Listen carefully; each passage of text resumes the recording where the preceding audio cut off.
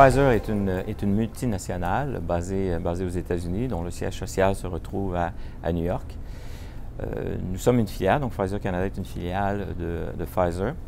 Nous sommes le plus gros employeur de l'industrie pharmaceutique innovante, donc au niveau du développement des médicaments.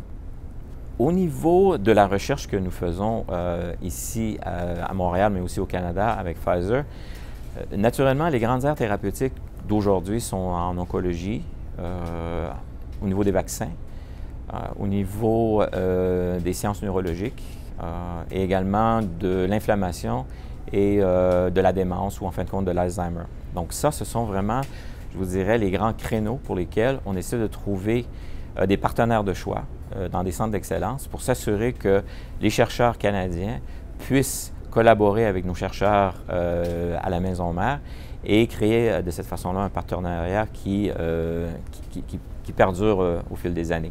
C'est dans le concept de développer des centres d'excellence qui ne sont pas directement liés à une aire thérapeutique, mais plutôt des centres d'excellence qui vont aider au développement du médicament. Et là, à ce moment-là, je vous parle du Consortium québécois du développement du médicament, le CQDM, qui, à la genèse, donc, était une idée qui faisait en sorte que trouvons un terrain d'entente où plusieurs compagnies pharmaceutiques peuvent travailler ensemble, donc là où il n'y a pas de propriété intellectuelle proprement dite, donc dans un modèle pré-compétitif.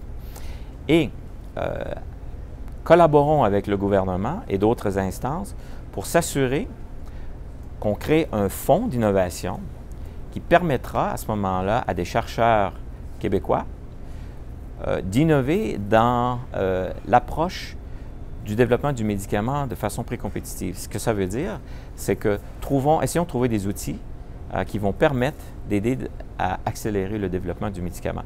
Donc Pfizer était un des précurseurs dans cette aventure qui maintenant a 5 ans, CQDM a 5 ans, et qui est un modèle vraiment unique au Canada.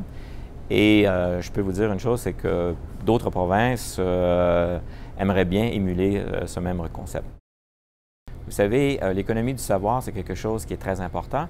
Et le gouvernement du Québec, tout parti confondu, l'a bien compris depuis plusieurs années. Et ils ont même mis en place à ce moment-là des incitatifs pour aider justement à s'assurer que les sièges sociaux pharmaceutiques restent au Québec en leur proposant des incitatifs d'investissement.